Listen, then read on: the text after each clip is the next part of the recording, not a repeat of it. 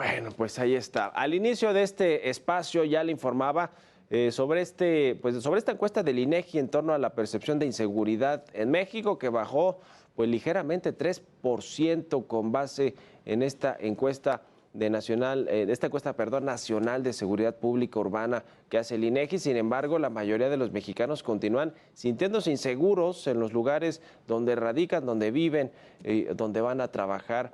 Para hablar sobre este tema y otros asuntos que tienen que ver también con la seguridad del país, con el tema de la extensión hasta el 2028 de la presencia de las Fuerzas Armadas en las calles, de los militares. Vamos a platicar con Alejandro Oppel, es experto en seguridad, columnista del Universal. ¿Cómo estás, Alejandro? Muy buenos días.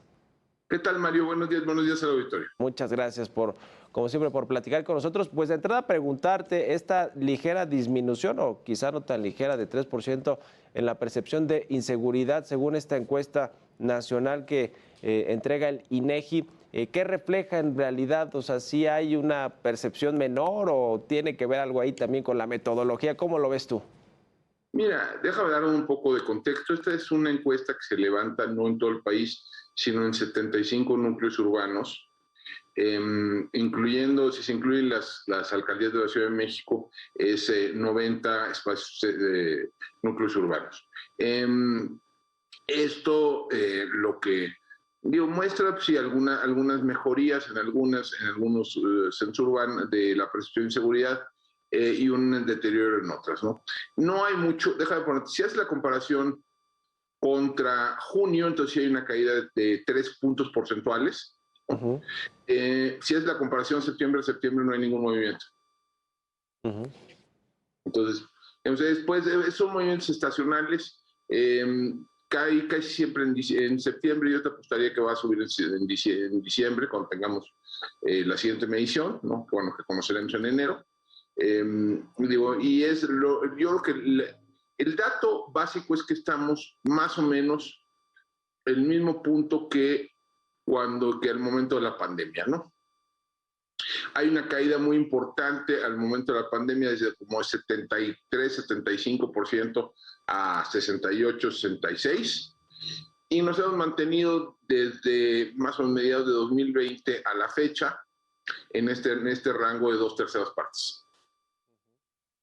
Hay factores estacionales, como bien dices, Alejandro, pero en general pues hay una percepción de inseguridad en muchos lugares, no solo me refiero a las ciudades, sino en lugares en específico, en los cajeros automáticos, en el transporte público. Ahora justo relatamos o presentamos ahí un nuevo asalto, como ocurren todos los días en el transporte público.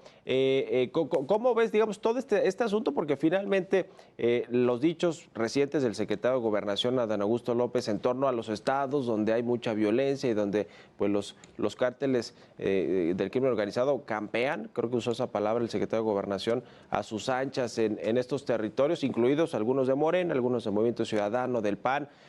Todo esto, digamos, es caldo de cultivo para lo que se aprobó recientemente en el Congreso, ¿no? Que es la presencia de las Fuerzas Armadas y de los militares en las calles en estas tareas de seguridad.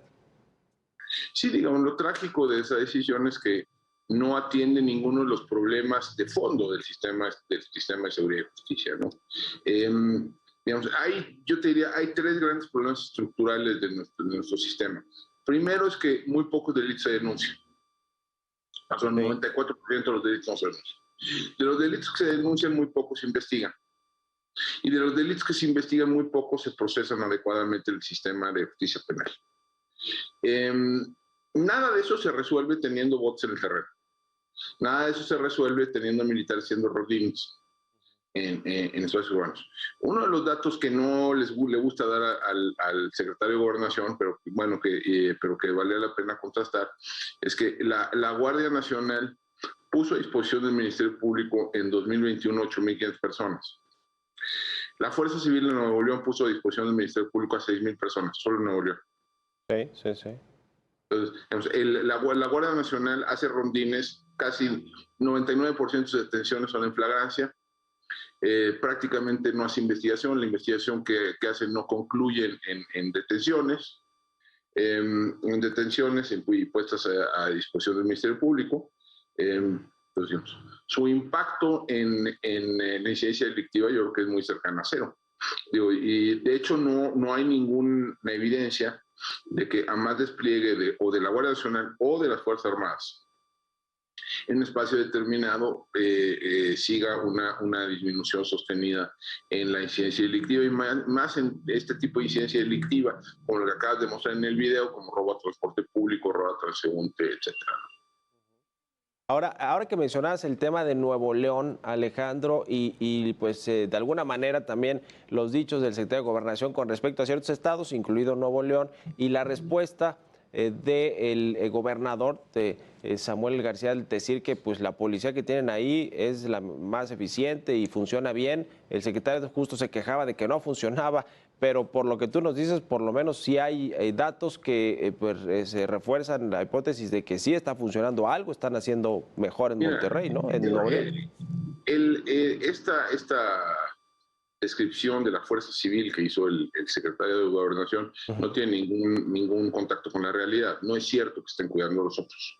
Eso es absolutamente falso y se puede contrastar, digamos, simplemente yendo a Nuevo León Universidad y está en los otros. El, el problema, digamos, de muchos estados, ¿no? De muchos estados es que estas policías estatales, estas policías municipales, están en muchos sentidos atadas de manos. No está de más recordar que toda la investigación criminal en México se da por mando y conducción del Ministerio Público. Que en principio, solo las policías de investigación o policías ministeriales o policías judiciales pueden, en efecto, investigar delitos. Pero eso significa que solo el 5% de los policías pueden hacer investigación del delito. Entonces, lo que hay que hacer es cambiar las reglas del sistema, cambiar la lógica de operación, y esto, pues, sí podría multiplicar enormemente las capacidades que se tienen en lo local para resolver delitos, ¿no? Y para prevenirlos. Decir que hay más policías, hay más guardias nacionales que policías estatales en muchos estados, es cierto. Eso no incluye, por supuesto, a las policías municipales, ¿no? Que también habría que incluirlas. Pero el punto no es cuántos haya, sino qué hacen, ¿no? O sea, yo invito al público que lea el reporte que le envió la Guardia Nacional al Senado de la República a principios de este año. O sea, es de carcajada. Según señalan ellos, detuvieron como resultado de acciones de inteligencia 14 personas en 2021. Detuvieron a 50 personas, pusieron a disposición del Ministerio Público a 50 personas por la Comisión de Delitos Federales. Pero eso sí, decomisaron 320 cucarachas y 70 grillos. Eso también está en el informe. O sea, el punto no son cuántos son, sino qué hacen.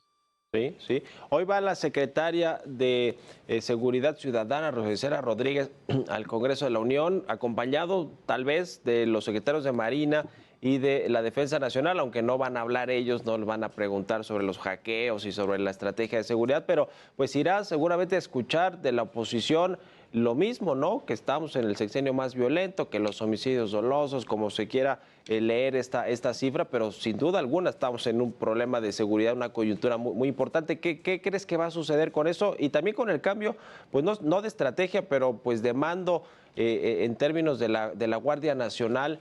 Ahora sí ya será el mando militar, que así venía siendo prácticamente en los últimos meses, pero ¿qué esperas de esta comparecencia, de lo que pueda cambiar eventualmente en la estrategia de combate a la inseguridad? Mira, las comparecencias no tienen muchos impactos sobre la política pública, ¿no? Ni en este caso, ni en este tema, ni en otros, ¿no? Y creo que ha sido lamentable toda esta serie de acontecimientos que llevaron tanto el secretario de la Defensa Nacional como el secretario de Marina a cancelar su participación activa en la comparecencia. Creo que manda el mensaje de que votas mata votos, ¿no? Sí. Y que el uniforme los exime de rendir cuentas ante el Congreso de la Unión. Yo creo que ese es el dato central de hoy. El mensaje de fondo, ¿no? Sí, ese es el mensaje de fondo, no importa qué diga la secretaria Rosicela. Es que los civiles salieron a proteger a los militares, ¿no? De la rendición de cuentas. Ese es el dato central. Sobre el cambio, si va a haber algún tipo de cambio con, digamos, las modificaciones recientes, que como recordar el público son dos. Uno es la transferencia del control presupuestal y administrativo de la Guardia Nacional a la Sedena, la cual, digamos, déjame poner esto, está sub judice, ¿no? Y eso eventualmente la Corte lo va a declarar inconstitucional. Y por otro lado, la extensión del llamado artículo 5º transitorio, que permite a las Fuerzas Armadas actuar de manera directa en tareas de seguridad pública sujeto a una serie de condiciones. Esto en la práctica cambia muy poco. Van a seguir haciendo lo mismo que hacen hoy y que han venido haciendo hace mucho tiempo: rondines, retenes, algunas detenciones de alto impacto por aquí y por allá, pero no cambia de fondo la lógica del sistema. De hecho, lo que sucedió en el último mes, yo creo que es importante decir, tiene menos que ver con seguridad, la seguridad de los ciudadanos, y más que ver con un arreglo burocrático administrativo de la Sedena. Ok. O sea, lo que tiene que ver es, la Sedena no quiere verse en un momento dado ante la disyuntiva de ceder plazas y presupuestos a la Guardia Nacional. O sea, separar cualquier cosa que separe de manera tajante a la Guardia Nacional de la Sedena, que plantee una frontera firme entre los dos, entre el ejército Fuerza Aérea por un lado y la Guardia Nacional por el otro, es algo que no quieren, que teme la Sedena, y que por tanto ha actuado para ahorita al menos contener ese riesgo, ¿no? Hay un dato que es importante, que yo creo que se fue en este debate. Con la reforma que se hizo, con la transferencia del control de la Guardia Nacional a la Sedena, a la Guardia Nacional le quitaron absolutamente todas las plazas. La dejaron sin una sola plaza, la dejaron sin presupuesto, la dejaron sin equipo. O sea, tienen unas maneras muy peculiares de consolidar instituciones. O sea, la Guardia Nacional, tras las reformas que se aplicaron, es un cascarón. No tiene realidad institucional más allá, digamos, de su conexión con la Sedena. Ya. Pues muy interesante, como siempre, platicar contigo. Estamos en contacto y te agradezco estos minutos, Alejandro Ope, para El Heraldo Televisión. Gracias y buen día. Muchas gracias, Mario. Muchas gracias, auditorio. Un abrazo, que estés muy bien. Experto en seguridad y columnista de el periódico El Universal, Alejandro Ope, pues nos deja más claridad sobre todas estas reformas, estas dos reformas que se hicieron con respecto a la Guardia Nacional y a la presencia del Ejército en las calles hasta el 2028, y también pues lo que sucede en términos de la estrategia, el combate al crimen organizado, la inseguridad que vivimos todos los mexicanos y que se refleja en las encuestas como esta que le presentamos ya del INEGI.